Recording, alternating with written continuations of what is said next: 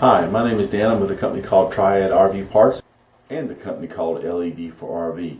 Welcome to our video segment called Strategies in LED Lights. Today we're going to do a video on strategies in LED lights. LED lights are extremely popular to the camping industry for a couple of reasons. The biggest reason is power savings. If you like to go camping off the grid and go to campsites that don't have hookups, then LEDs can offer you a great advantage. Then LED lights can save you a tremendous amount of money right there. The second most popular reason for LED lights is heat. The incandescents and halogens that have been used in campers tremendously over the last 30 years produce a lot of heat. And if you're camping in the summertime, and even though you're at a campsite that might have hookups and you run that air conditioner has to work double time to compensate for the amount of heat that those lights are putting out. So, having determined that for one of the following reasons LED lights may be for you, it's now time to turn your focus towards strategy. In other words, what lights go where. There is a multitude of different lights and options. For the most part, LED lights are marketed by two different names, warm white and bright white. And what that is the range on the Kelvin scale for light measurement. Now, warm white is anywhere from around 2700 to 3500 Kelvin temperature, and the bright white is anywhere from about 4500 to about 6000. And it varies from company to company and light to light.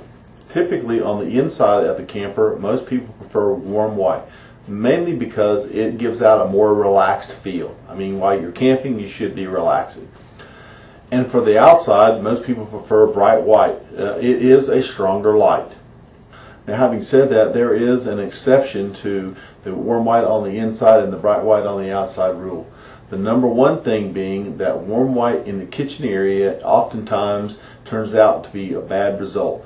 And what happens is someone will get warm white and then they'll go through an off-white lens and they'll reflect off of a almond or a wood-grained background like what you're seeing here on this wall behind me, and you end up with a green cast on food. Now, there's nothing wrong with the food, but it's just not appealing. So when it comes to recommending lights for the kitchen area, I start out with the best case scenario, which is a clear lens with a bright white light. If someone on your team cannot deal with the bright white, and there's a lot of people who can't, and it's just a matter of personal preference, then it's the warm white with the clear lens. Third best scenario is the bright white with off-white lens, and you may have to deal with that if we can't find a clear lens that will fit your light fixture. And then the worst case scenario is the warm white in the off-white lens. Now, when it comes to all the different lights that there are that could potentially retrofit your camper, there's just way too many of them to name here. However, there are four basic groups that make up about 95% of all the retrofit for the modern RV today. There's what goes into the fluorescent lights, which could be tubes or strips.